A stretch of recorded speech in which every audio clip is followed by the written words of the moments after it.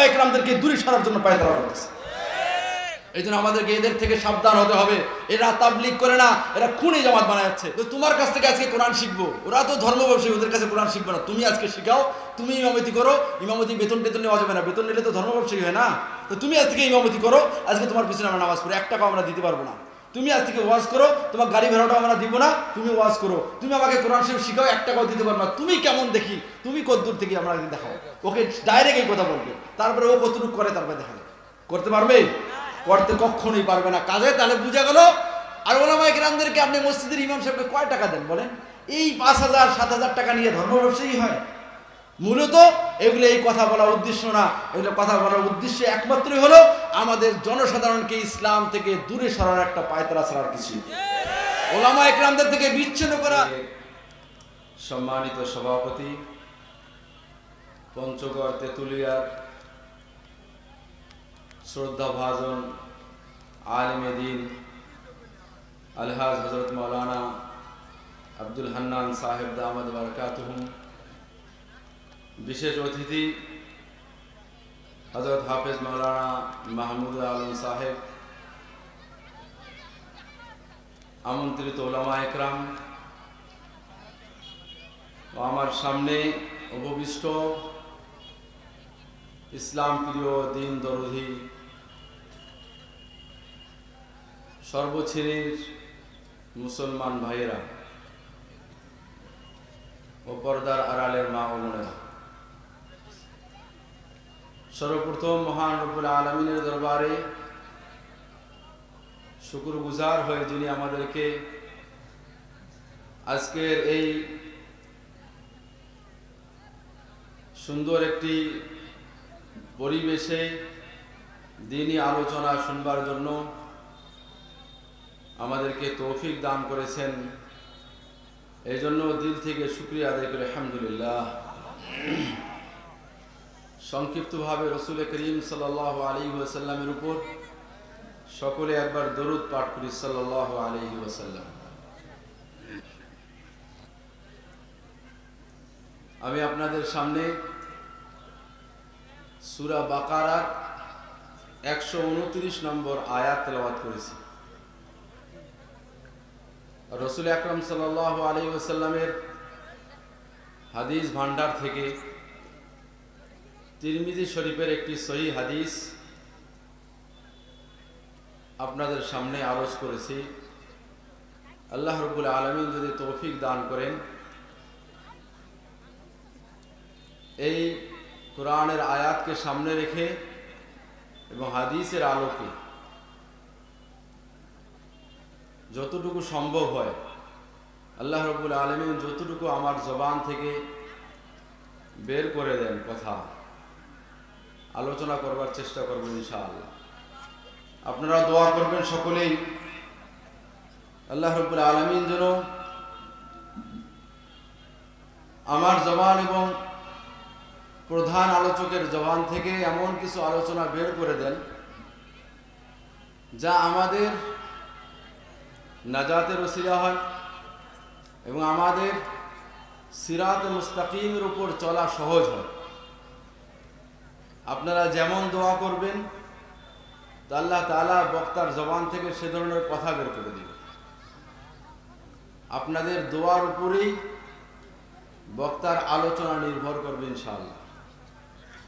এই জন্য কান দ্বারা শ্রবণ করতে থাকবেন আর অন্তর থেকে দোয়া করতে থাকবেন যে আল্লাহ আসছি এখানে, এই মাহফিলে আসা যেন আমার সার্থক হয়, আমি যেন কিছু এখান থেকে খোরাক নিয়ে যেতে পারি। এমন নয় আসলাম আর চলে গেলাম, এরকম যেন না হয়। কিছু এখান থেকে নিতে পারলাম না, কোনো কিছু অর্জন করতে পারলাম না, এরকম যেন না হয়। এখান থেকে আমার দ্বীনি খোরাক, রুহের খোরাক, আমি যেন এখান থেকে সামান্য হলেও এখান থেকে কিছু রুহের খোরাক নিয়ে যেতে পারি ইনশাআল্লাহ। নিয়ত করবো তো ইনশাআল্লাহ। আল্লাহ রাব্বুল আলামিন এই সূরা বাকারার 129 নম্বর আয়াতে হযরত ইব্রাহিম আলাইহিস সালাতু ওয়াস সালামের একটি দোয়া উল্লেখ করে আয়াত নাযিল করছেন। এই দোয়ার আগে 129 নম্বর আয়াতের আগে 128 নম্বর আয়াত, 128 নম্বর আয়াতে ইব্রাহিম এবং ইসমাইল আলা নবীনা আলাইহিস সালাতু ওয়াস সালাম, এই দুই নবী বাপ এবং ছেলে, ইব্রাহিম আলাইহিস সালাতু ওয়াস সালাম বাবা, ইসমাইল আলাইহিস সালাতু ওয়াস সালাম তার সন্তান, এই বাপ এবং ছেলে বাইতুল্লাহ নির্মাণ করেছিলেন। আমরা জানি সকলেই কম বেশি। এই বাইতুল্লাহ নির্মাণ করার পরে ইব্রাহিম আলাইহিস সালাতু ওয়াস সালাম এবং ইসমাইল আলা নবীনা আলাইহিস সালাতু ওয়াস সালাম বাইতুল্লাহ নির্মাণ করার পরে আল্লাহ রাব্বুল আলামিনের দরবারে কিছু দোয়া করছেন।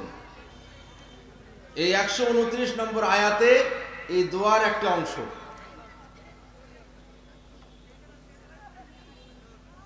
যারা ইন্তেজামে আছেন ওই পিছনে ছেলেগুলো কথা বলতেছে, ওদেরকে বারণ করেন। যারা ভলান্টিয়ার ভাইরা আছেন ওই পিছনে কিছু ছেলে কথাবার্তা বলতেছে, ওদেরকে আগায় দেন, না হলে ওদেরকে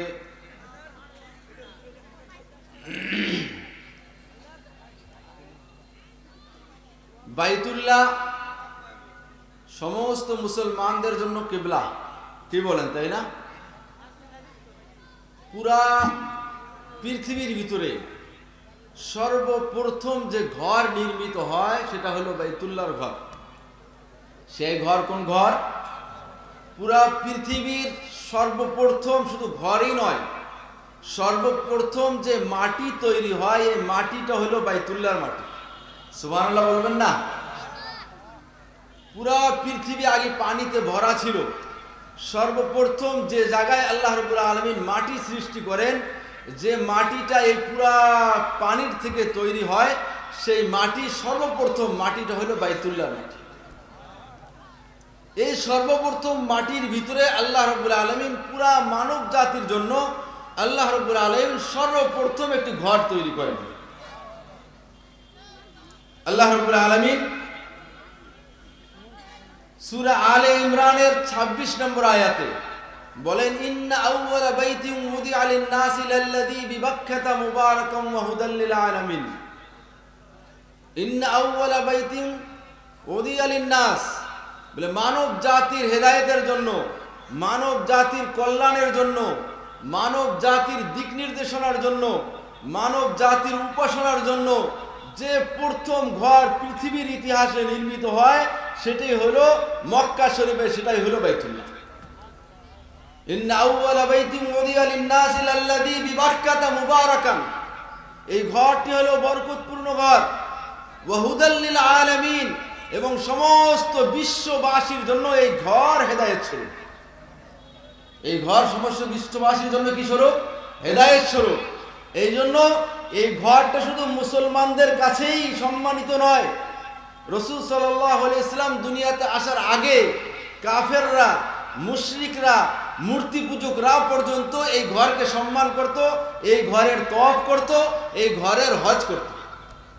এই জন্য আমরা কম বেশি সকলেই জানি যে রাসূল সাল্লাল্লাহু আলাইহি ওয়াসাল্লাম এই বাইতুল্লাহর ভিতরে মুশরিকরা যে 360টা মূর্তি স্থাপন করছিল, এই মূর্তিগুলো সেখান থেকে বের করছিল। তাহলে কি বোঝা গেল? তৎকালীন মুশরিকরাও এই ঘরের ইবাদত করত, তারা ভিন্ন পদ্ধতিতে ইবাদত করত, তারা সেখানে মূর্তি স্থাপন করে ইবাদত করত, তাদের কাছেও এটা সম্মানিত ছিল। আল্লাহ রাব্বুল আলামিন এই প্রথম ঘর পৃথিবীর ইতিহাসে নির্মাণ করেন, এবং এই ঘর নির্মাণের উদ্দেশ্য হলো হুদাল লিন-নাস, সমস্ত মানুষের হেদায়েতের জন্য। কি বলেন? সমস্ত মানুষের হেদায়েতের জন্য। এখন এই বাইতুল্লাহর নির্মাণ ইব্রাহিম আলাইহিস সালাতু ওয়াস সালামও করেন, ইসমাঈল আলাইহিস সালাতু ওয়াস সালামকে সাথে নিয়ে। সেই কথা আল্লাহ রাব্বুল আলামিন এর আগের আয়াতে বলছেন, 128 নম্বর আয়াতে, ওয়া ইয আরফাউ ইব্রাহিমুল কওয়াইদা মিনাল বাইত ওয়া ইসমাঈল রব্বানা তাকাব্বাল মিন্না ইন্নাকা আনতাস সামিউল আলিম রব্বানা ওয়াজআলনা মুসলিমাইন লাক ওয়া মিন যুররিয়্যাতিনা উম্মাতান মুসলিমাতান লাক ওয়া আরিনা মানাসিকানা ওয়া তুব আলাইনা ইন্নাকা আনতাত তাওয়াবুর রহিম। হযরত ইব্রাহিম আলাইহিস সালাতু ওয়াস সালাম এবং ইসমাঈল আলাইহিস সালাতু ওয়াস সালাম যখন বাইতুল্লাহ নির্মাণ করেন। এই বাইতুল্লাহ নির্মাণ করার পর ইব্রাহিম এবং ইসমাইল আলাইহিস সালাম উভয় আল্লাহ রাব্বুল আলামিনের কাছে দোয়া করেন, এ রব্বুল আলামিন, এই বাইতুল্লাহ নির্মাণ করেছি, এত মহৎ কাজ, এই কাজটা আমাদের যোগ্যতা বলে আমরা করতে পারি নাই, আপনি আমাদেরকে সহযোগিতা করছেন, আপনি আমাদেরকে তৌফিক দিয়েছেন, আপনি আপনাদেরকে মেহেরবানি করছেন। এই মেহেরবানি এবং তৌফিকের কারণে এত মহৎ কাজ, এত বড় মহৎ কাজ আমাদের দ্বারা করা সম্ভব হয়েছে, নচেত আমরা করতে পারতাম না। আমরা অনেকে মসজিদ নির্মাণ করি, অনেকে মাদ্রাসা নির্মাণ করি, অনেকে মহৎ কাজ করি, জনকল্যাণমূলক কাজ করি। এই সমস্ত কাজ করে সমাজে গর্ব করার কিছু নাই, সমাজে প্রচার করার কিছু নাই, সমাজে এটাকে ব্যাপকভাবে সমাজ সেবক, আমি অমুক, আমি তমুক, আমার দ্বারা হয়েছে, এই সমস্ত প্রকাশ করার কিছু নাই। আল্লাহ রাব্বুল আলামিন যদি আমাকে তৌফিক না দিতেন, আমার যোগ্যতা বলে, আমার অর্থ বলে আমি করতে পারতাম না, আমি করতে পারতাম না। বাইতুল্লাহর চেয়ে নির্মাণ কাজ সবচেয়ে উত্তম কাজ আর কি হতে পারে পৃথিবীর ইতিহাসে? বলেন, আর কোনো কাজ হতে পারে উত্তম কাজ? বাইতুল্লাহ নির্মাণের চেয়ে উত্তম কাজ পৃথিবীতে আর কোনো হতে পারে? ইব্রাহিম আলাইহিস সালাতু ওয়াস সালাম, ইসমাঈল আলাইহিস সালাতু ওয়াস সালাম নির্মাণ করার পরে বলেন, ইয়া রাব্বুল আলামিন, আমরা এই কাজ করতে পারি নাই, আপনি তৌফিক দিয়েছেন, কাজেই আমরা করতে পেরেছি, আমাদের দ্বারা করিয়েছেন, এই জন্য আমরা ভাগ্যবান, আপনি তৌফিক দিয়েছেন, কাজেই আমাদের এই ন্যূনতম কাজটিকে রব্বানা তাকাব্বাল মিন্না ইন্নাকা আনতাস সামিউল আলিম, ইয়া রাব্বুল আলামিন, আমাদের যোগ্যতা বলে যেহেতু করতে পারি নাই, কাজেই আমাদের এই কাজটুকু আপনি আপনার দরবারে কবুল এবং মঞ্জুর করেন। কাজেই ভালো কাজ কোনো করতে পারলে চোখের পানি ফেলেন, চোখের পানি ফেলে আল্লাহ রাব্বুল আলামিনের দরবারে আরজি করেন, ইয়া রাব্বুল আলামিন, আমার দ্বারা সম্ভব হয় নাই, আপনি আমাকে আমার দ্বারা করিয়েছেন, কাজেই এই কাজটা আপনি যদি কবুল করেন তাহলে আমার কাজ করা সার্থক, না হলে আমার কাজ সার্থক। এই বাইতুল্লাহ নির্মাণ ইতিহাস অনেক আছে। পৃথিবীর ইতিহাসে বাইতুল্লাহ মোট 10 বার নির্মাণ হয়। কয়বার বলেন? 10 বার। ইব্রাহিম আলাইহিস সালাতু ওয়াস সালাম যে নির্মাণ কাজ করেন, এটা হলো পৃথিবীর ইতিহাসে 4র্থবার। কতবার? 4র্থবার নির্মাণ করেন। এখন প্রশ্ন জাগে, আল্লাহ রাব্বুল আলামিন এই প্রথম থেকে নিয়ে 10 পর্যন্ত, 10ম পর্যন্ত 10 বার নির্মাণ হয়েছে, 10 বার নির্মাণ হয়েছে। এর আগে কোরআন নাজিল হওয়ার আগে আরো 6 বার নির্মিত হয়েছে। এই নির্মাণ কাজগুলো আল্লাহ রাব্বুল আলামিন একটার কথাও আলোচনা করেন নাই, শুধু একমাত্র ইব্রাহিম আলাইহিস সালাতু ওয়াস সালাম 4র্থবার যে নির্মাণ করছেন এটাকে আলোচনা করছেন। এটা একটা প্রশ্ন থাকে না, কেন আলোচনা করলেন? ইব্রাহিম আলাইহিস সালাতু ওয়াস সালাম নির্মাণ করছেন, শীষ আলাইহিস, প্রথমে ফেরেশতারা ইব্রাহিম নির্মাণ করছেন, আদম আলাইহিস সালাতু ওয়াস সালাম নির্মাণ করছেন, শীষ আলাইহিস সালাতু ওয়াস সালাম নির্মাণ করছেন, 4র্থবার ইব্রাহিম আলাইহিস সালাতু ওয়াস সালাম নির্মাণ করেন। 4র্থবার ইব্রাহিম আলাইহিস সালাতু ওয়াস সালাম। এর আগে আরো 3 জন ফেরেশতারা নির্মাণ করেন, আদম আলাইহিস সালাতু ওয়াস সালাম নির্মাণ করেন, আদম আলাইহিস সালাতু ওয়াস সালামের সন্তান শীষ আলাইহিস সালাতু ওয়াস সালাম নির্মাণ করেন। 4র্থবার কে নির্মাণ করেন? বলেন, হযরত ইব্রাহিম আলাইহিস সালাতু ওয়াস সালাম নির্মাণ করেন। ইব্রাহিম আলাইহিস সালাতু ওয়াস সালাম 4র্থবার নির্মাণ করলেন। এই নির্মাণের ভিতরে শিক্ষা আছে। আল্লাহ রাব্বুল আলামিন কোরআনের আয়াত নাযিল করে উম্মতে মুহাম্মাদীকে এই শিক্ষা গ্রহণের জন্য এই কোরআনের আয়াত নাযিল করে। 1 নম্বর শিক্ষা কি? যে ভালো কাজ করে গর্ব করতে নাই, ভালো কাজ করে আমার দরবারে কাঁদো, আমার কাছে ভিক্ষা চাও, আমি কবুল করলাম কিনা। আমি যদি কবুল না করি, তোমার যত ভালোই কাজ হোক না কেন, যত সুন্দর কাজ হোক না কেন, এই সমস্ত কাজের কোনো মূল্য নেই, কোনো মূল্য নেই, আমার কবুলিয়ত শর্ত। ইব্রাহিম আলাইহিস সালাতু ওয়াস সালাম ঘর নির্মাণ করলেন।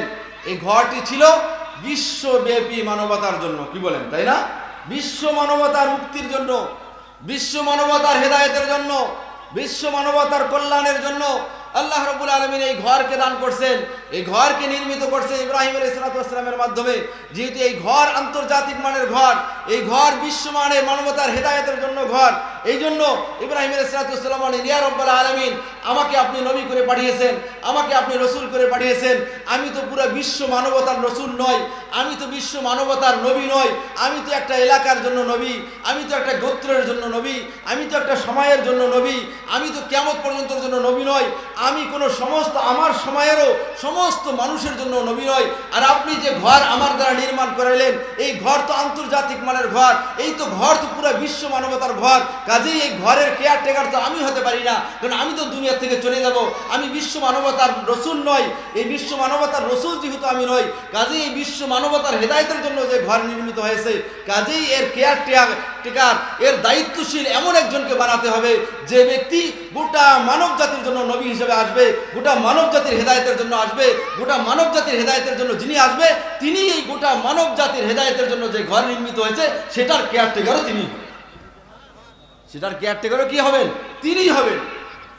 এই জন্য হযরত ইব্রাহিম আলাইহিস সালাম দোয়া করেন, রব্বানা ওয়াবআস ফীহিম রাসূলাম মিনহুম ইয়াতলু আলাইহিম আয়াতিক ওয়া ইউআল্লিমুহুমুল কিতাবা ওয়াল হিকমা ওয়া ইউযাক্কিহিম ইন্নাকা আনতাল আলিমুল হাকীম আজিজুল হাকীম। বলেন, ইয়া রাব্বাল আলামিন, এই ঘর আমাদের দ্বারা আপনি নির্মাণ করিয়েছেন, এই ঘর আন্তর্জাতিক মানের ঘর, বিশ্ব মানবতার হেদায়েতের জন্য ঘর। আমি বিশ্ব মানবতার নবী নই, আমি দুনিয়া থেকে চলে যাব, এই আপনার ঘরের দেখাশোনা কে করবে? এই ঘরের জিম্মাদারি কে নেবে? এই ঘরের আমলগুলোকে কে চালু করবে?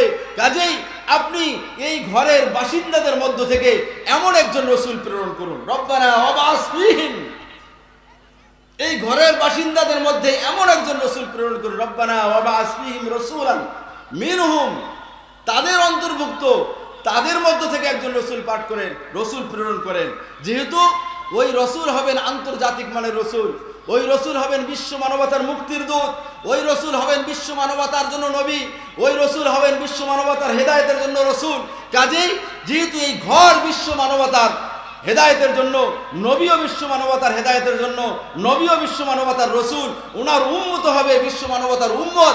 কাজেই আপনি ওই নবীর উপর দায়িত্ব দিন, ওই রসুলের উপর দায়িত্ব দিন। এই ঘরের দায়িত্ব সেই রসুল, আন্তর্জাতিক মানের রসুলকে দায়িত্ব। বুঝতে পারছেন কথা?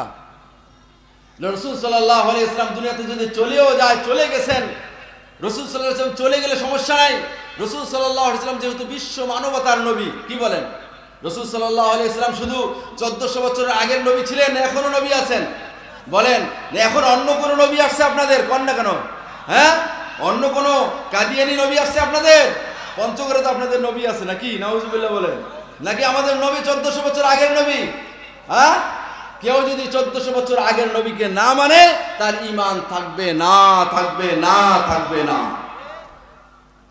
এর ভিতরে কেউ যদি সন্দেহ করে অন্য কাউকে নবী মানে, রাসূল সাল্লাল্লাহু আলাইহি ওয়াসাল্লামকে ছাড়া যে কোনো ধরনের যে কোনো ব্যাখ্যায় রাসূল সাল্লাল্লাহু আলাইহি ওয়াসাল্লামকে ছাড়া অন্য কাউকে নবী মানবে, তার ঈমান থাকবে না, সে মুসলমানদের অন্তর্ভুক্ত থাকতে পারে না, পারে না। রাসূল সাল্লাল্লাহু আলাইহি ওয়াসাল্লাম 1400 বছর আগের জন্য যেমন নবী ছিলেন, তদ্রূপভাবে এই জমানার জন্য নবী কিনা? বলেন, রসুল কিনা? লা ইলাহা ইল্লাল্লাহ মুহাম্মাদুর রাসূলুল্লাহ, এই কালেমা 1400 বছর আগের জন্য না এখনো, না কিয়ামত পর্যন্তের জন্য? বলেন, কিয়ামত পর্যন্তের জন্য। আমাদেরও কালিমা রাসূল সাল্লাল্লাহু আলাইহি ওয়াসাল্লামের যুগে আবু বকর ছিলেন, ওমর ছিলেন, ওসমান ছিলেন, আলী ছিলেন, ওদের জন্য কালিমা ছিল লা ইলাহা ইল্লাল্লাহ মুহাম্মাদুর রাসূলুল্লাহ। আপনার আমার জন্য কালিমা ওইটাই, লা ইলাহা ইল্লাল্লাহ মুহাম্মাদুর রাসূলুল্লাহ। অন্য কোনো কালিমা আছে? কোনো ব্যাখ্যা ছাড়াই, কোনো ব্যাখ্যা ছাড়াই রসুল শেষ নবী। এরপরে যে কোনো নবীয়তের দাবি করবে সে কাট্টা কাফের, যে মানবে না সেও কাফের। বুঝতে পারছেন কথা? হ্যাঁ, কোনো ব্যাখ্যা নেই, কোনো ব্যাখ্যা বিশ্লেষণের দরকার নেই, ব্যাখ্যা ছাড়াই, ব্যাখ্যা ছাড়াই। তো 1400 বছর আগে রাসূল সাল্লাল্লাহু আলাইহি ওয়াসাল্লাম ছিলেন নবী সমস্ত মানবতার জন্য। এই 1400 বছর পরে এসে এই জমানায়ও তিনি নবী বিশ্ব মানবতার জন্য। ওই সময় উনি কুরাইশের নবী ছিলেন না, গোটা পৃথিবীর জন্য নবী ছিলেন।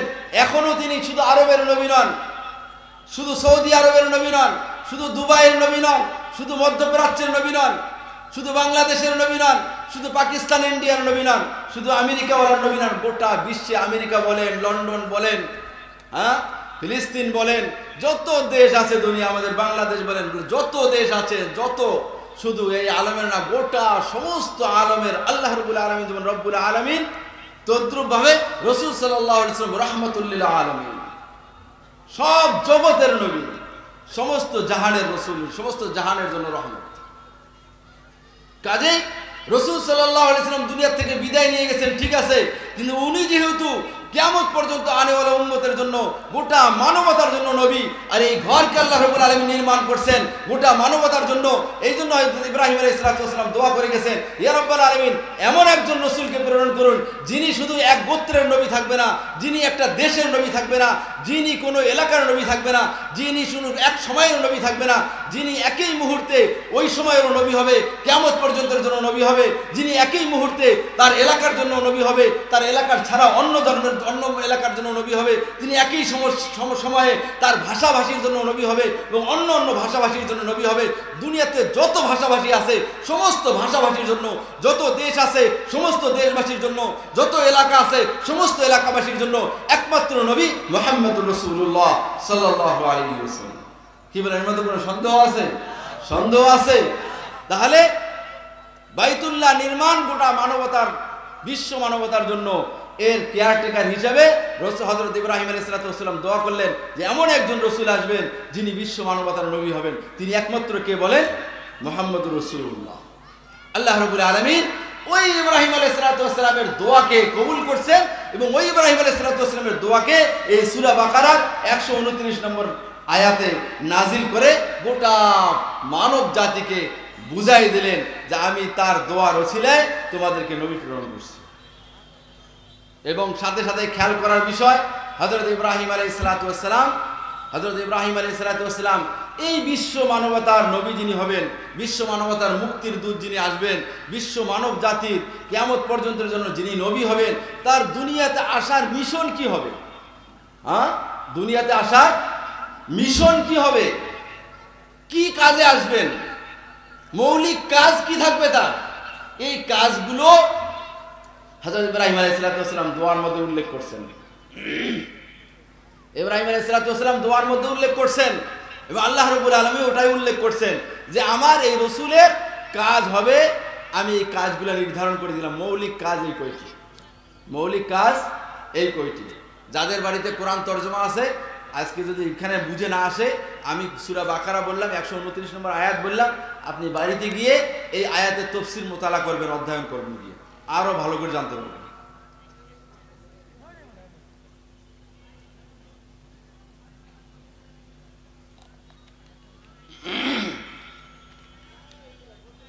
এক নম্বরে আসেন, হযরত ইব্রাহিম আলাইহিস সালাম দোয়া করলেন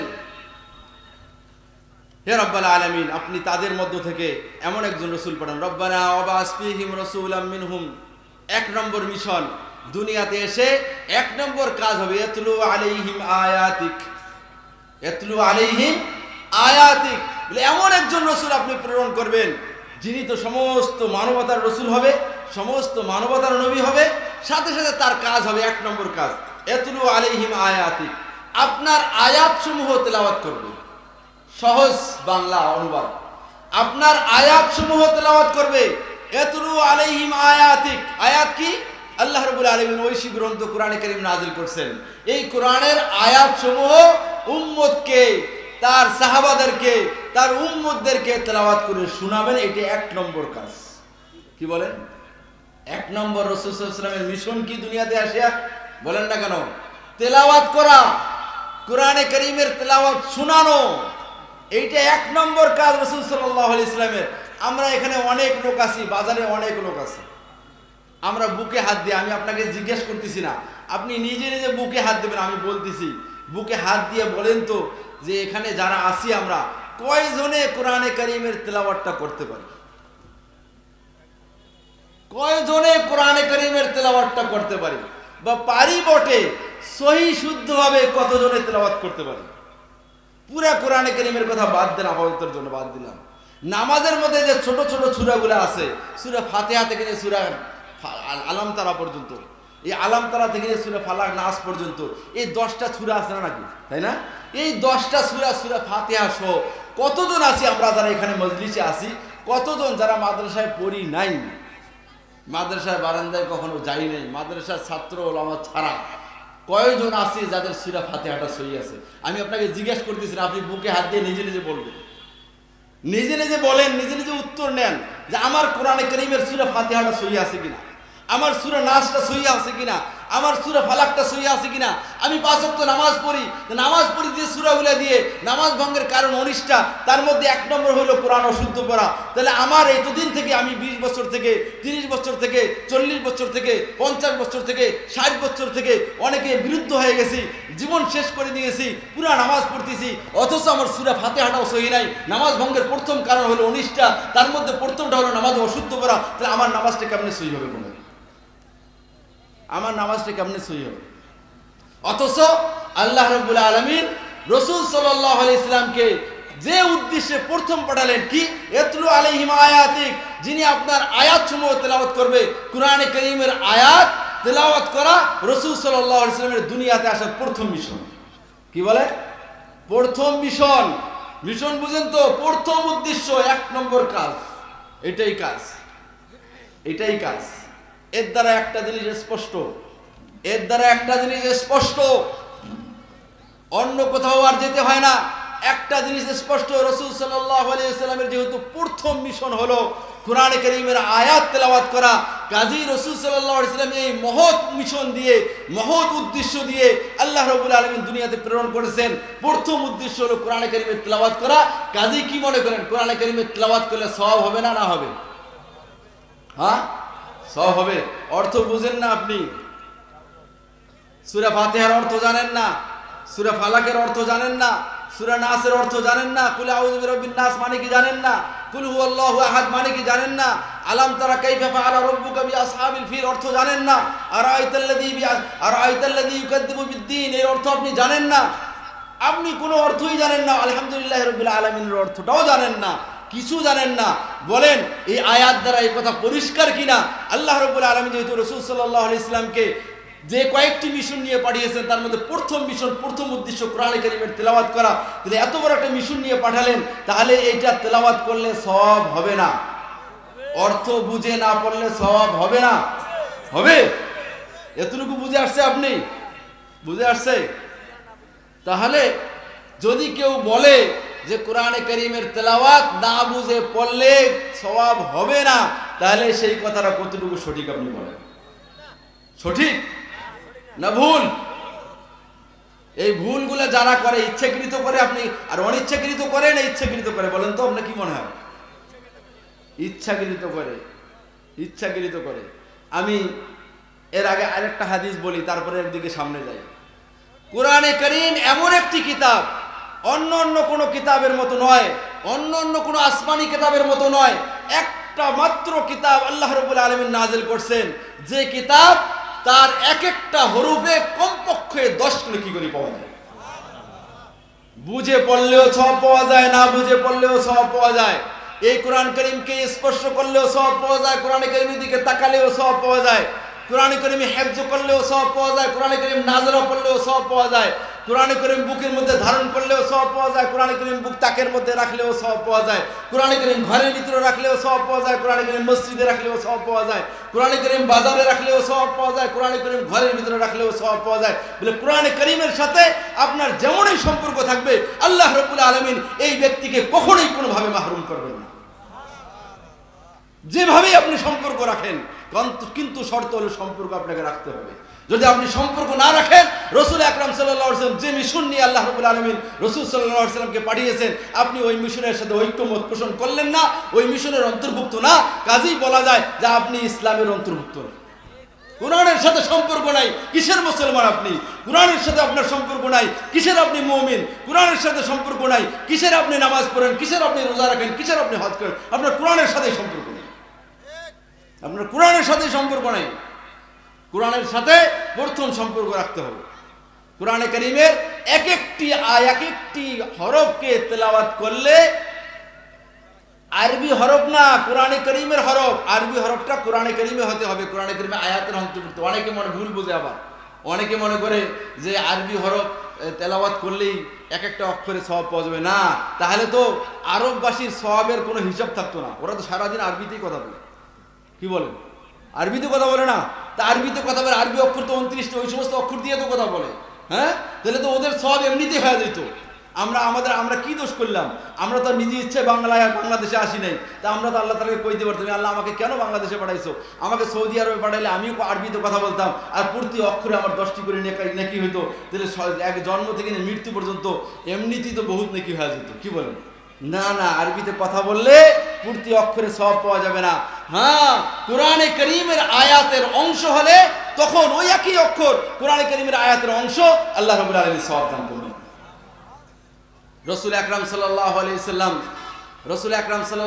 ওয়াসাল্লাম মুয়াত্তা মালিকের একটা হাদিসের মধ্যে ইরশাদ করেন, মান কারা হারফান মিন কিতাবিল্লাহ, এটা হাদিস সহিহ।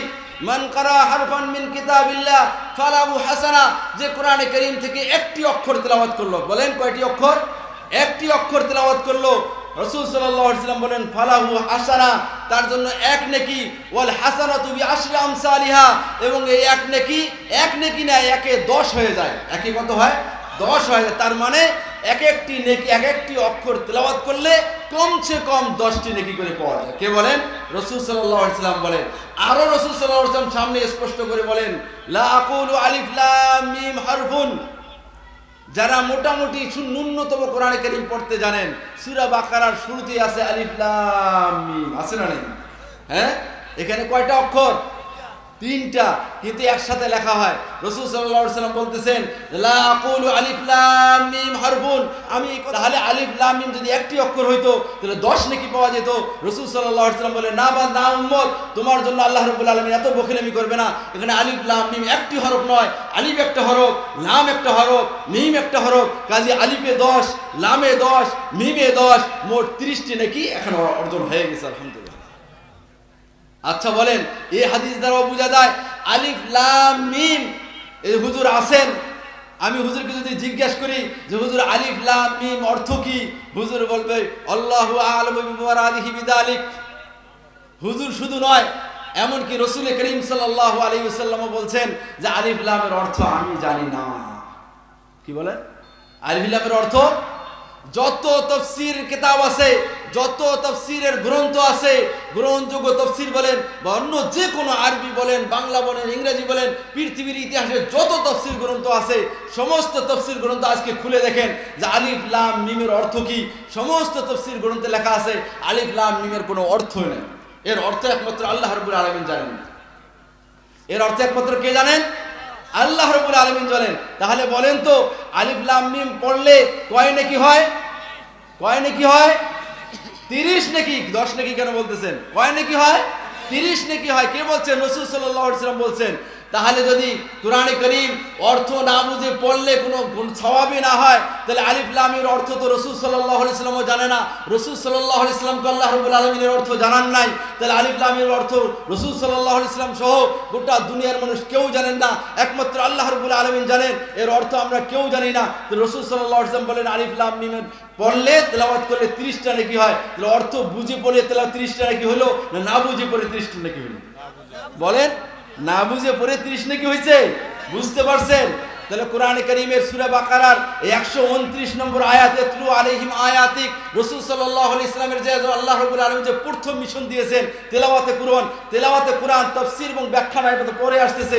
শুধু শব্দ তেলাওয়াত করা, এটাও একটা রাসূল সাল্লাল্লাহু আলাইহি ওয়াসাল্লামের প্রথম মিশন। এর দ্বারা বোঝা যায় যে কোরআনে কারীম বুঝিয়া না পড়লেও সওয়াব পাওয়া যায়।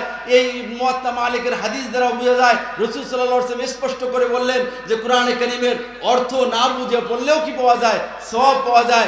এখন যদি কেউ বলে কোরআনে কারীমের অর্থ না বুঝে পড়লে সওয়াব নাই, তাহলে আমি বলবো এই ব্যক্তিটা মুসলমানদেরকে সুকৌশলে মুসলমানদেরকে কোরআন থেকে দূরে সরবার চক্রান্ত করতেছে। কারণ এই আমাদের সমাজের শতকরা 90% মানুষ কোরআনের অর্থ জানে না। তো কোরআনের অর্থ যদি না জানে যদি তেলাওয়াত করে বলে যে না জানি তেলাওয়াত করে আমার লাভই নাই, তাহলে বেগারি কেন খাটবো আমি, বেগারি কেন তেলাওয়াত করবো আমি, যেটা কাজের কোনো লাভই নাই, দুনিয়ার লাভ নেই, আখিরাতের লাভ নেই, সওয়াবে যদি না হয়, তাহলে আমি কোরআনে কারীম তেলাওয়াত কেন করতে যাব? হ্যাঁ, কেন করতে যাব? সওয়াবে নাই। তাহলে সরাসরি ওই ব্যক্তি মুসলমানদেরকে কোরআন থেকে দূরে সরাইল না, বরং সুকৌশলে সে বুঝাইতে চাইলো যে তুমি বুঝো না, কাজেই তুমি কোরআন শরীফ তেলাওয়াত করা তোমার দরকার নেই। নাউজুবিল্লাহ। মুসলমানদের শত্রু কয়েক ধরনের। এক ধরনের লোক সরাসরি আপনাকে বাধা দিবে যে ইসলাম ধর্ম মানা যাবে না, কোরআনে কারীমের তেলাওয়াত করবে না। যেমন কাফেররা বলছিল লা তাসমাউ লিহাদাল কুরআনি ওয়ালগাও, কোরআনে কারীম শুনো না, কোরআনে কারীম যেখানে তেলাওয়াত আছে সেখানে হট্টগোল করো, কারণ এখানে শুনলে হেদায়েত আসবে। এটা তো সরাসরি কিছু আছে নাস্তিক মুরতাদ যারা কোরআনে কারীমের মাহফিলে যাইতে দেয় না, কোরআনে কারীম শুনতে দেয় না, কোরআনের কথা বলতে দেয় না, কোরআনের আওয়াজ করতে দেয় না, এরা তো সরাসরি নাস্তিক মুরতাদ। আর কিছু আছে নাস্তিক মুরতাদ না, ইহুদি খ্রিস্টান না, নাস্তিক মুরতাদ এবং বিধর্মীদের এজেন্ডা বাস্তবায়ন করার জন্য উঠে পড়ে লাগছে। এরা হয়েছে, এরা সরাসরি বলবে না, এদের মাথায় টুপি আছে, এদের মুখে দাড়ি আছে, এদের মাথায় পাগড়ি আছে, এদের লম্বা জুব্বা আছে, দিনের কাজ করে, লম্বা লম্বা লেকচার দেয়, কিন্তু ওই আকীদা পোষণ করে যে কোরআনে কারীম না বুঝে পড়লে কি নাই লাভ নাই, না বুঝে পড়লে লাভ নাই। আবার কি বলে জানেন, কোরআনে কারীম না বুঝে পড়লে ওয়াজিব তরকের গুনাহ হবে। নাউজুবিল্লাহ বলেন, বলেন নাউজুবিল্লাহ বলবেন না? কোরআন কারীম না বুঝে পড়লে কি হবে? ওয়াজিব তরকের গুনাহ হবে। এরকম কথা শুনছেন আপনারা? শুনেন নাই? হ্যাঁ, আপনারা তো একবারে বাংলাদেশের উত্তর জনপদে তো এদিকে ওদিকে হাওয়া লাগানে আছে, শুনছেন, এরকম মানুষও আছে। নাম বললে এখন সবাই চিনবেন, নাম বললে সবাই চিনবেন। দিল্লির মৌলানা সাদ সাহেবের নাম শুনেন নাই? আর শুনেন নাই নাম সাহেব? শুনছেন নাম সাহেব? সাদ সাহেবের নাম শুনেন নাই? এই সাদ সাহেব বলে যে কোরআনে কারীম যদি অর্থ ছাড়া কেউ পড়ে, শুধু পড়লে লাভই নাই নয়, বরং ওয়াজিব তরকের গুনাহ হবে। বলেন নাউজুবিল্লাহ। এখন কি বলবেন? এই লোকটাকে যে অনুসরণ করবে এই ভুল বক্তব্য দেওয়ার পরে, তাহলে ওই ব্যক্তিকে কি তার দ্বারা দিনের কাজ হবে? হ্যাঁ, শুধু লম্বা টুপি পরলে, লম্বা পাগড়ি পরলে, লম্বা জুব্বা পরলে আর চিল্লা লাগায় বললে কি দিনের দায়ী হওয়া যায়? বলেন না কেন? কথা বলেন না কেন? হওয়া যাবে? সহি আকীদা পোষণ করতে হবে। রাসূল সাল্লাল্লাহু আলাইহি ওয়াসাল্লাম কোরআনে কারীমের আয়াত এবং রাসূল সাল্লাল্লাহু আলাইহি ওয়াসাল্লাম হাদিসের সরাসরি বিরুদ্ধাচরণ, সরাসরি বিরোধিতা। রাসূল সাল্লাল্লাহু আলাইহি ওয়াসাল্লাম প্রথম মিশনে হলো কোরআনে কারীমের তেলাওয়াত করা। কাজী সওয়াব ছাড়াও, অর্থ বোঝা ছাড়াও যদি কোরআনে কারীমের কেউ তেলাওয়াত করে, অবশ্যই এই আয়াতের দ্বারা বোঝা যায় সে সওয়াব প্রাপ্ত হবে। রাসূল সাল্লাল্লাহু আলাইহি ওয়াসাল্লামের হাদিসের দ্বারা বোঝা যায় কমপক্ষে তার জন্য 10টি নেকি হবে, 10টি নেকি হবে। এই জন্য খবরদার, আপনাদেরকে আমি বলি, আপনাদের হাতে ধরি, পায়ে ধরি, দ্বীনের কাজ করবেন। দ্বীনের কাজের অভিজ্ঞ কারা? উলামায়ে কেরাম। কারা অভিজ্ঞ? আপনি বাড়ি বানাবেন, কার কাছে যাবেন বলেন তো? বাড়ি বানানোর আগে ইঞ্জিনিয়ারের কাছে যাবেন, ডাক্তারের কাছে যাবেন না তো? কেন ডাক্তারের কাছে যাবেন না? ডাক্তারও তো সেও তো বহুত লেখাপড়া করছে। হ্যাঁ, সেও তো বহুত লেখাপড়া করছে। চিকিৎসা করতে যাবেন তো ইঞ্জিনিয়ারের কাছে যাবেন না ডাক্তারের কাছে যাবেন? কেন ইঞ্জিনিয়ারের কাছে যাবেন না কেন? বাড়ি বানাইতে ইঞ্জিনিয়ারের কাছে গেলেন, শরীরের চিকিৎসার জন্য ডাক্তারের কাছে গেলেন। আপনি এটা বুঝেন এত সুন্দর, নামাজ কেমনে পড়বেন, দ্বীনের কোনটা সহি আর কোনটা বেঠিক, দ্বীনের কথা কোনটা শুদ্ধ কোনটা অশুদ্ধ, সেটার জন্য কেন ডাক্তারের কাছে যান? সেটার জন্য কেন ইঞ্জিনিয়ার সাহেবের কাছে যান? সেটার জন্য কেন হান্নান হুজুরের কাছে যান না? সেটার জন্য কেন হুজুরের কাছে যান না? সেটার জন্য ডাক্তার আর ইঞ্জিনিয়ার আপনার মুরব্বী হবে না হুজুর মুরব্বী হবে? বলেন, কে মুরব্বী হবে? উলামায়ে কেরাম মুরব্বী হবে। আপনার শরীর অসুস্থ হয়ে গেছে, আপনি রোগাক্রান্ত হয়ে গেছেন, আপনি যদি ডাক্তারের কাছে না গিয়ে ইঞ্জিনিয়ারের কাছে যান, যেমন আপনার মৌত মৃত্যু নির্ঘাত, তদ্রূপভাবে দ্বীনের কোনো মাসলার ব্যাপারে যখনই উলামায়ে কেরামের শরণাপন্ন হবেন না, তারা আপনার ঈমানের মৌত নির্ঘাত, আপনাকে বেঈমান বানিয়ে দুনিয়া থেকে বিদায় নেবে। ঈমান টিকাইতে হলে মনে রাখবেন, কোনো একজন আলেমের ভুল হতে পারে, সম্মিলিতভাবে উলামায়ে কেরামের ভুল হওয়া এটা ইম্পসিবল, সম্ভব নয়। রাসূল সাল্লাল্লাহু আলাইহি ওয়াসাল্লাম বলে গেছে, ব্যক্তি বিশেষের ভুল হতে পারে, বিশাল বড় জামাতের ভুল হতে পারে না। আজকে দিল্লির মৌলানা সাদ সেখানে থেকে এই ধরনের বাজে মন্তব্য করতেছেন। আমাদের বাংলাদেশের কিছু সাধী লম্বা একবারে চিল্লা লাগাইছেন, ছাল লাগাইছেন, তাবলীগ করছেন, দ্বীনের দায়ী ভালো আলহামদুলিল্লাহ। তারা বলে আমরা দ্বীনের মেহনত বহুদিন থেকে করে আসতেছি, আমাদের ওসিলে হাজারো মানুষ হিদায়াত প্রাপ্ত হয়ে গেছে, আমাদের ওসিলে হাজারো মানুষ নামাজি হয়েছে, আমাদের ওসিলে হাজারো মানুষ হাজি হয়েছে, গাজী হয়েছে। আজকে কি হলো যে একজনের কারণে গোটা দুনিয়ার ভিতরে অস্থিরতা তৈরি করে দিচ্ছে। শুধু গোটা দুনিয়ায় নয়, বাংলাদেশের ইতিহাস আপনারা জানেন। হ্যাঁ, 2018 সালের 1 ডিসেম্বর আর এই সেই দিনের কাহিনী, টঙ্গীর ময়দানে যে ঘটনা ঘটছে, টঙ্গীর ময়দানে যে হত্যাকাণ্ড ঘটছে, এটা কারা করছে? হ্যাঁ, আচ্ছা বলেন, তাবলীগের মেহনতের ভিতরে এইরকম কোন আখলাক চরিত্রওয়ালা আগে সাথী আপনারা কখনো দেখছেন?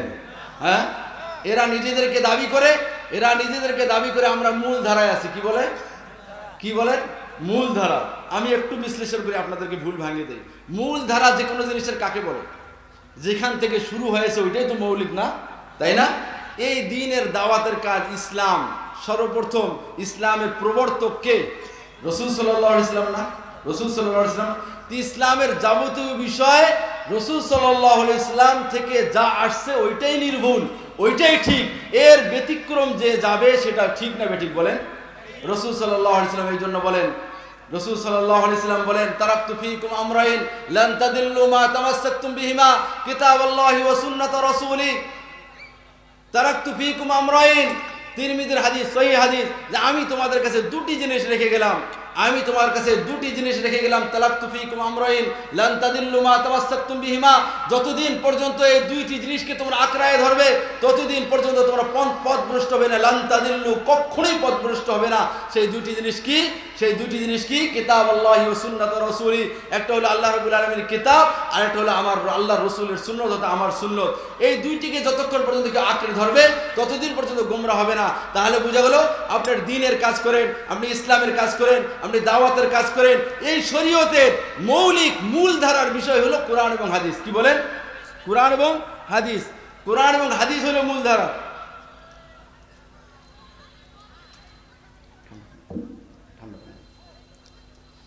কোরআন এবং হাদিসের বিপক্ষে যেই কথা যাবে সে যত বড়ই আল্লামা হোক না কেন, যত বড়ই কুতুব হোক না কেন, যত বড়ই পিশাব হোক না কেন, যত বড়ই মুহাদ্দিস হোক না কেন, যত বড়ই ফকিহ হোক না কেন, কোরআন হাদিসের বিপক্ষে তার কথা দলিল হিসেবে গণ্য হবে। নিজেকে মূলধারা বললেই হবে নাকি কোরআন হাদিস যে পাচ্ছে সেইটাই মূলধারা? সেইটাই মূলধারা।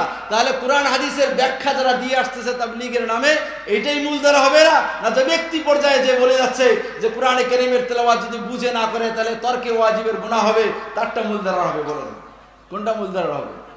কোরআন হাদিসের পক্ষে যারা ব্যাখ্যা দিচ্ছে তারটাই মূলধারা হবে না? তারটাই তো মূলধারার হওয়ার কথা।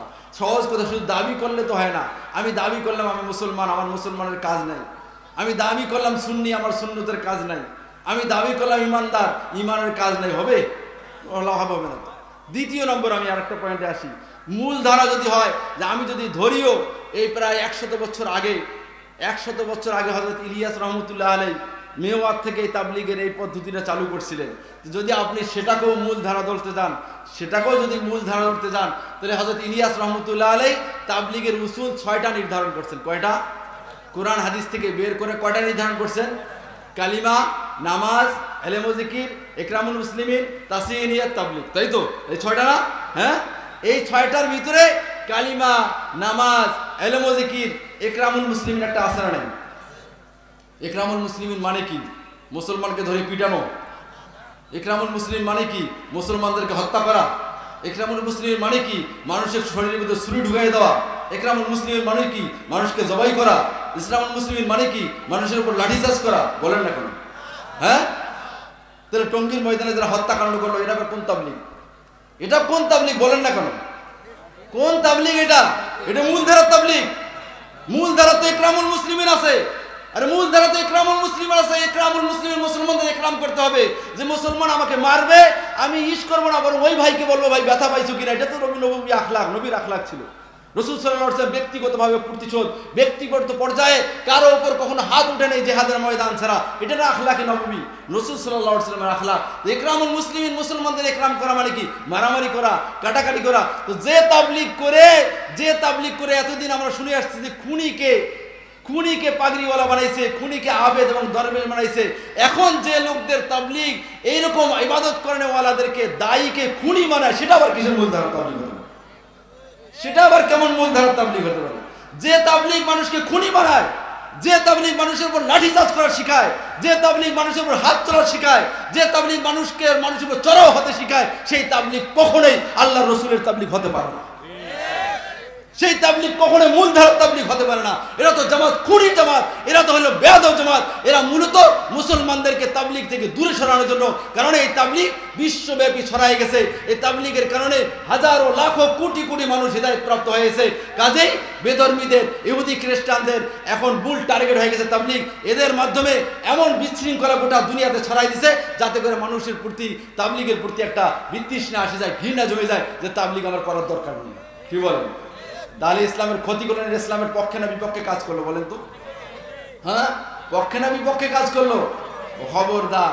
এই জন্য খবরদার, এই ধরনের আপনার তাবলিগে যারা কাজ করবে আপনি আগে জিজ্ঞেস করে নেবেন, ভাই আপনি কি মারামারির তাবলিগ না কিসের তাবলিগ করেন সেটা আগে আমার কম। কিসে ইকরামুল মুসলিমিনের তাবলিগ করেন না মানুষ মারার তাবলিগ করেন? মানুষ খুন করার তাবলিগ করেন? কোন তাবলিগ করেন?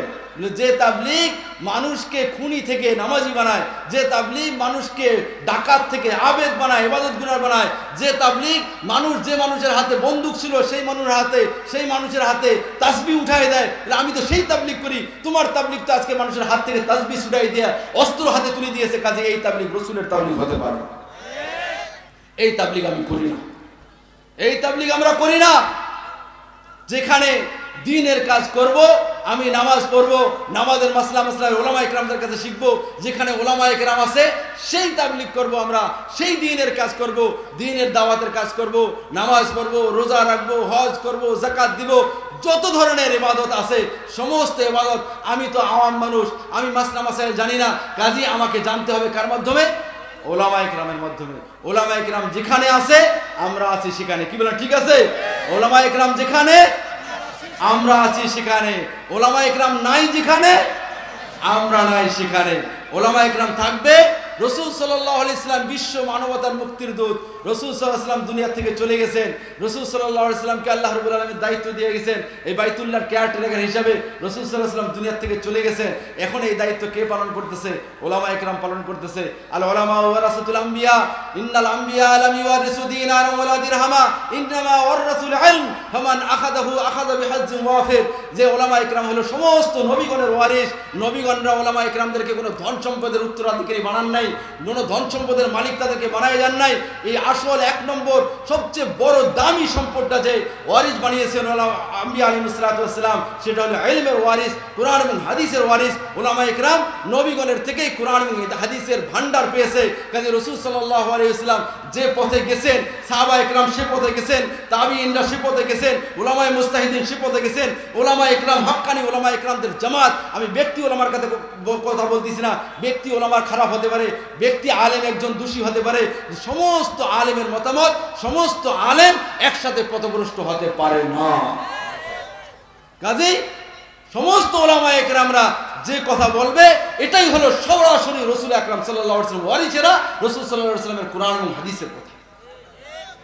যারা ওলামায়ে কেরামদের উপর চড়াও হয়, যারা দেখবেন আপনি আপনার মসজিদের ভিতরে ইমাম সাহেবের খালি ভুল ধরে, যারা দেখবেন ওলামায়ে কেরামদের খালি ভুল ধরে, যারা দেখবেন বিভিন্ন বক্তার খালি ভুল ধরে, মনে করুন এই ব্যক্তির ভিতরে নেফাকি আছে। এবারে চিহ্নিত করে রাখবেন।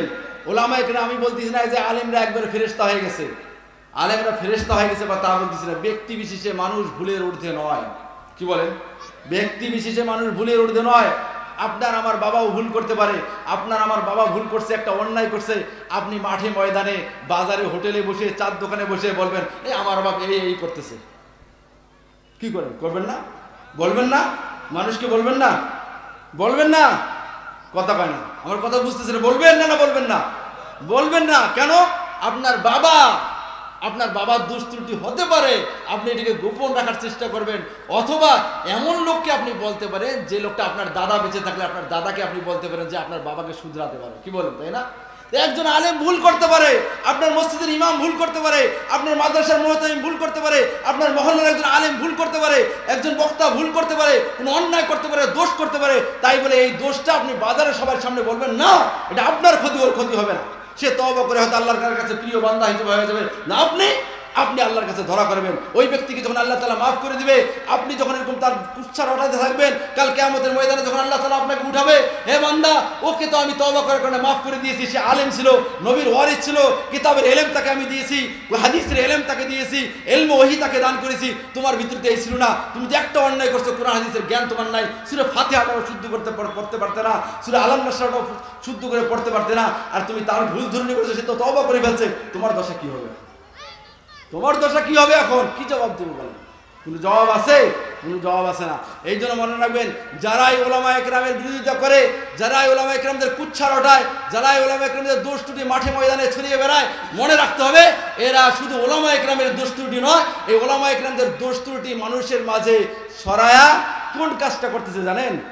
ওলামা একরাম হলো মানুষের দিন শিকার একমাত্র মাধ্যম। আপনি কোরআন থেকে সরাসরি ইলম শিখতে পারবেন না, সরাসরি হাদিস থেকে আপনি জ্ঞান অর্জন করতে পারবেন না, সরাসরি হাদিস থেকে আপনি মাসলা নিতে পারবেন না। আপনাকে মাসলা মাসাইল নিতে হলে আলেমের মাধ্যমে কোরআন হাদিস বুঝতে হবে। এখন আপনার প্রতি তো ওলামা একরামদের প্রতি আপনার দিলের ভিতরে বিশুদ্ধ ছড়াই দিয়ে বিষ ছড়াই দিছে। আপনি বলতে এই সমস্ত আলেমদের কথা বাদ দাও, এর চেয়ে আমি ভালোই যাবো। বলে আলেমদের কাছে আর যাওয়া যাবে না। বলে আলেমদের কাছে না গিয়ে কি করবো? এই যে আমার হাতে অ্যান্ড্রয়েড সেট আছে, ইউটিউব আছে, তোমার কাছ থেকে আজকে কোরআন শিখবো। ওরা তো ধর্ম ব্যবসায়ী, ওদের কাছে কোরআন শিখবে না। তুমি আজকে শিখাও, তুমি ইমামতি করো। ইমামতি বেতন নেওয়া যাবে না, বেতন নিলে তো ধর্ম ব্যবসায়ী হয় না। তো তুমি আজ থেকে ইমামতি করো, আজকে তোমার পিছনে আমরা নামাজ পড়ি, 1 টাকাও আমরা দিতে পারবো না। তুমি আজ থেকে ওয়াজ করো, তোমার গাড়ি ভাড়াটাও আমরা দিব না, তুমি ওয়াজ করো। তুমি আমাকে কোরআন শরীফ শিখাও, 1 টাকাও দিতে পারবো না। তুমি কেমন দেখি, তুমি কতদূর থেকে আমরা দেখাও। ওকে ডাইরেক্ট এই কথা বলবে, তারপরে ও কতটুকু করে তারপরে দেখাবে। করতে পারবে? করতে কখনোই পারবে না। কাজে তাহলে বুঝা গেল। আর ওলামা একরামদেরকে আপনি মসজিদের ইমাম সাহেবকে কয় টাকা দেন বলেন? এই 5,000 7,000 টাকা নিয়ে ধর্ম ব্যবসায়ী হয়? মূলত এগুলো এই কথা বলার উদ্দেশ্য না। এগুলো কথা বলার উদ্দেশ্য একমাত্রই হলো আমাদের জনসাধারণকে ইসলাম থেকে দূরে সরানোর একটা পায়তারা ছাড়ার কিছু। ওলামা একরামদের থেকে বিচ্ছিন্ন করা এই তাবলীগের ভণ্ড জামাত আজকে জনসাধারণকে ওলামা একরামদেরকে দূরে সরার জন্য পায়তারা করতেছে। এই জন্য আমাদেরকে এদের থেকে সাবধান হতে হবে। এরা তাবলীগ করে না, এরা খুনি জামাত বানাচ্ছে। আমার আসল উদ্দেশ্য ছিল, আমার আলোচনা ছিল, আমি বলতেছিলাম আমি ওইদিকে ফিরে যাব। রাসূল সাল্লাল্লাহু আলাইহি ওয়াসাল্লামের প্রথম মিশন ছিল ইয়াতলু আলাইহিম আয়াতিক। রাসূল সাল্লাল্লাহু আলাইহি ওয়াসাল্লামের প্রথম মিশন হলো যে আল্লাহ তাআলার আয়াতকে তেলাওয়াত করবে।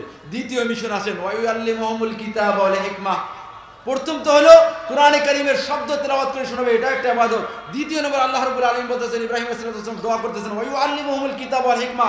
ইয়া রাব্বুল আলামিন এমন একজন রাসূল প্রেরণ করুন যিনি প্রথমে কোরআনে কারীমের তেলাওয়াত করে শোনাবে, দ্বিতীয় নম্বর হলো কিতাব এবং হিকমাতের শিক্ষা দিবে।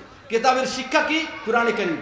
তাহলে আগে আমরা তেলাওয়াত রাসূল সাল্লাল্লাহু আলাইহি ওয়াসাল্লাম করে করার মিশনের কথা বলছেন, এখন শিক্ষা মানে কোরআনের ব্যাখ্যা শিখবে। কি শিখবে বলেন? কোরআনের ব্যাখ্যা শিখবে, কোরআনের বিশ্লেষণ শিখবে, কোরআনের অর্থ জানবে। এর দ্বিতীয় নম্বরে আসছে। তার মানে কোরআনের অর্থ শিখার দরকার নাই সেটা নয়, এই কোরআনের অর্থ শিখার ফলে দ্বিতীয় নম্বর মিশন। 1 নম্বর তেলাওয়াত মিশন, দ্বিতীয় নম্বর হলো কোরআনের অর্থ বুঝে পড়া, এটা দ্বিতীয় নম্বর মিশন। আগে তো আমাকে কোরআন শিখতে হবে, শুদ্ধ করতে হবে।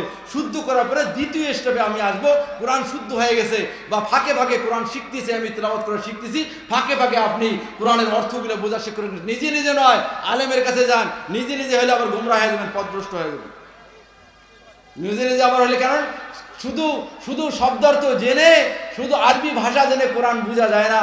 ওয়াজাদাকা দাল্লান ফাহাদা, এর অর্থ শাব্দিক অর্থ যদি করেন তাহলে অর্থ হয় আল্লাহ আপনাকে পথভ্রষ্ট পেয়েছে। নাউজুবিল্লাহ বলেন কি? নাউজুবিল্লাহ। রাসূল সাল্লাল্লাহু আলাইহি ওয়াসাল্লাম কি কখনো পথভ্রষ্ট ছিল? তাহলে দল্লুন শব্দের শাব্দিক অর্থ হলো পথভ্রষ্ট। আপনি যদি শুধু একটু ডিকশনারি দেখে কোরআন বুঝতে যান তাহলে অর্থ হবে ওয়াজাদাকা দাল্লান ফাহাদা, আপনাকে আল্লাহ তাআলা পথভ্রষ্ট পেয়েছে, তারপরে আপনাকে আল্লাহ তাআলা হিদায়াত দিয়েছে, এই অর্থ হবে। নাউজুবিল্লাহ। রাসূল সাল্লাল্লাহু আলাইহি ওয়াসাল্লাম আগে কি ছিল? পথভ্রষ্ট ছিল। নাউজুবিল্লাহ। এই মানেই থাকবে। শুধু কোরআন ডিকশনারি দেখে অর্থ দেখে কোরআনের অর্থ বোঝা যায় না, এর জন্য আলেমের দরকার আছে। আলেমদের শরণাপন্ন হইতে হবে। দ্বিতীয় নম্বর হলো কোরআনের ইলম শিখবো, অর্থ শিখবো, তাফসীর শিখবো। তৃতীয় নম্বর এখানে বলছে ওয়া ইউআল্লিমুহুমুল কিতাব ওয়াল হিকমা, কোরআনের শিক্ষা দিবেন, হিকমত শিক্ষা দিবেন। এখানে হিকমত অর্থ মুফাসসিরিন ইকরাম বলছেন এক কথায় বিভিন্ন তাফসীর আছে। একবারে সহজ যেটা এবং সমস্ত তাফসীরকে যেটাকে একত্রিত করে সেটা হলো যে এই হিকমত অর্থ হলো সুন্নাহ। কি? সুন্নাহ। অর্থাৎ ওয়া ইউআল্লিমুহুমুল কিতাব ওয়াল হিকমা, যিনি কোরআন এবং সুন্নাহর শিক্ষা মানুষকে দান করবেন। বলেন কি? যিনি কোরআন এবং সুন্নাহর শিক্ষা মানুষকে দিবেন। শুধু কোরআন নয়, শুধু সুন্নাহ নয়, শুধু কোরআন শুধু ধরলেও হবে না, শুধু হাদিস ধরলে হবে না, কোরআন এবং হাদিস উভয়টাকে ধরতে হবে। আমাদের সমাজে একদল আছে যারা বলে যে হাদিসের দরকার নাই, হাসবুনাল কোরআন, আমাদের জন্য কোরআন যথেষ্ট। গোমরা গোমরা গোমরা গোমরা। বুঝতে পারছেন? শুধু যারা বলবে কোরআনই আমার যথেষ্ট, কোরআনের মধ্যে 5 ওয়াক্ত নামাজের কথা আছে, কোরআনের বলেন না কেন আছে স্পষ্টভাবে, কোরআনের মধ্যে 5 ওয়াক্ত নামাজ পড়ার নিয়ম পদ্ধতি আছে, স্পষ্ট আছে। কোরআনের মধ্যে যাকাত কিভাবে আদায় করতে হবে আছে, কোরআনের মধ্যে হজ কিভাবে আদায় করতে হবে আছে, কোরআনের মধ্যে আরো বিস্তারিত মাসলা মাসলা এগুলো আছে। উজুর ফরজ কয়টি, গোসলের ফরজ কয়টি, উজু ভঙ্গের কারণ কয়টি, গোসলের তারপরে নামাজ ভঙ্গের কারণ কয়টি, নামাজের ওয়াজিব, নামাজের ফরজ, এগুলো আছে কোরআনের মধ্যে স্পষ্টভাবে। তাহলে আপনি কেমনে পাবেন? কোথায় পাইলেন? উজু ভঙ্গের কারণ কোথায় পেলেন? উজুর ফরজ কোথায় পেলেন? কোথায় পেলেন? বলে হাদিস যাইতে হবে। তাহলে শুধু কোরআন যথেষ্ট নয়, কোরআনের ব্যাখ্যা হাদিস, কোরআন এবং হাদিস উভয়টাই কি করতে হবে? নিতে হবে। এখন আসেন শুধু কোরআন বাদ দিলেন, শুধু কোরআন বাদ দিলেন, হাদিস অনেকে আছে হাদিস ধরলেন, শুধু হাদিস ধরলাম, কোরআনও নিলাম, হাদিস ধরলাম, আমাদের আর কিছু লাগবে না, আমরা আর কাউকে মানি না, আমরা আর কাউকে মানি না, শুধু কোরআন হাদিস। হাদিস আপনি আমি কি বুঝবো বলেন? কোরআন এবং হাদিস বুঝতে হলে ওলামা ইকরামদের ব্যাখ্যা লাগবে। কি লাগবে বলেন? কিছু মানুষ আপনাদের সমাজে আছে বলে হাদিস মানবো না আবু হানিফাকে মানবো, হাদিস মানবো না শাফিকে মানবো, হাদিস মানবো না আমরা আহমদ ইবনে হাম্বলকে মানবো, হাদিস মানবো না ইমাম মালিককে মানবো, বলেন না? হ্যাঁ, বলে হাদিস মানবে না আবু হানিফাকে মানবে। আমি আপনাকে জিজ্ঞেস করি, আপনার বাড়ি তেঁতুলিয়া না বাংলাদেশে? উত্তর দেন। আপনার বাড়ি তেঁতুলিয়া না বাংলাদেশে? এই প্রশ্নটা সহি, প্রশ্নটা সঠিক, বলেন না কেন? প্রশ্নটা কি সঠিক? প্রশ্নটা ভুল। আমি বাংলাদেশি, আমি তেঁতুলিয়ার অধিবাসী, কারণ তেঁতুলিয়া বাংলাদেশের বাহিরে নয়। কেউ যদি জিজ্ঞেস করে তুমি তেঁতুলিয়াবাসী না বাংলাদেশের অধিবাসী, বলে তোমার প্রশ্ন তো সঠিক না। তদ্রুপভাবে কেউ যদি বলে তুমি আবু হানিফাকে মানো না রসুলকে মানো, তোমার প্রশ্নই সঠিক নয়। আবু হানিফাকে মানা মানে রসুলকে না মানা নয়, রসুলকে মানার অন্তর্ভুক্তি হলো আবু হানিফা। বলে এটা কেমন কথা হুজুর? হ্যাঁ, আমি আপনাকে উদাহরণ দিই, আমি সংক্ষেপে বিস্তারিত হুজুর বলবেন, আমি আপনাকে শুধু একটু টাচ দিই, আমার সময় শেষ, আমি আপনাকে টাচ দিয়ে দিই। সূরা বাকারার 228 নম্বর আয়াত, ওয়াল মুতাল্লাকাতু ইয়াতারাব্বাসনা বিআনফুসিহিন্না সালাসাতা কুরু, ওয়াল মুতাল্লাকাতু ইয়াতারাব্বাসনা বিআনফুসিহিন্না সালাসাতা কুরু। আল্লাহ রাব্বুল আলামিন তালাক প্রাপ্ত মহিলার ইদ্যত কতদিন পালন করবে? ইদ্যত বুঝেন, একটা মহিলা তালাক পেয়ে গেলে সে কতদিন পর্যন্ত থাকবে, তারপরে অন্যত্রে বিবাহ বা অন্য কার্যাদি করতে পারবে, এটাকে বলে ইদ্যত বলে শরীয়তের পরিভাষায়। বলে এই তালাক প্রাপ্ত মহিলা কতদিন পর্যন্ত নিজেকে আটকায় রাখবে, অন্যত্র বিবাহ করতে পারবে, আর বিভিন্ন বিধিবিধান আছে। ওয়াল মুতাল্লাকাতু ইয়াতারাব্বাসনা সালাসাতা কুরু, আল্লাহ রাব্বুল আলামিন বলেন যে তালাক প্রাপ্ত মহিলা 3 কুরু পর্যন্ত ইদ্যত পালন করবে। কয় কুরু বলেন? 3 কুরু। কুরু কি শব্দ বলেন? কুরু শব্দ বলছে আল্লাহ। এই কুরুর ডিকশনারি খুঁজে দেখেন, কুরুর 2 অর্থ আছে। কয় অর্থ আছে? কুরুর অর্থ হলো হায়েজ, কুরুর অর্থ হলো তুর। হায়েজ বুঝেন? মহিলাদের পিরিয়ড চলাকালীন সময়কে হায়েজ বলে আরবিতে। কি বলে? হায়েজ বলে। হায়েজটা বুঝে যান। পিরিয়ড যখন চলে, পিরিয়ডের সময়কে কি বলে? হায়েজ বলে, মিন্স বলে। এই মিন্স চলাকালীন সময়, পিরিয়ড চলাকালীন সময়কে হায়েজ বলে। তো এই কুরু শব্দের 2 অর্থ ডিকশনারিতে পাওয়া যায়। হায়েজের অর্থ ব্যবহৃত হয়, তুহুর অর্থ পবিত্রতার সময়কে কুরু বলা হয়। তাহলে এখন আপনি হায়েজ নেবেন না তুহুর নেবেন, পিরিয়ড চলাকালীন সময় নেবেন না তুহুর নেবেন? তো অর্থ দ্বারাই কি? অর্থ দ্বারাই কি যে তালাক প্রাপ্ত মহিলারা তারা 3 কুরু ইদ্যত পালন করবে, 3 হায়েজ অথবা 3 তুহুর। আপনি কোনটা ব্যাখ্যা নেবেন? এই ব্যাখ্যা ইমাম সারা, আবু হানিফা সারা, ইমাম শাফি রহমতুল্লাহ আলাইহি সারা, এই হাদিসের ব্যাখ্যা কিয়ামত পর্যন্ত আপনি দিতে পারবেন না। বাকিটা হুজুর ইনশাআল্লাহ আসি বলবে, আমি শুধু একটু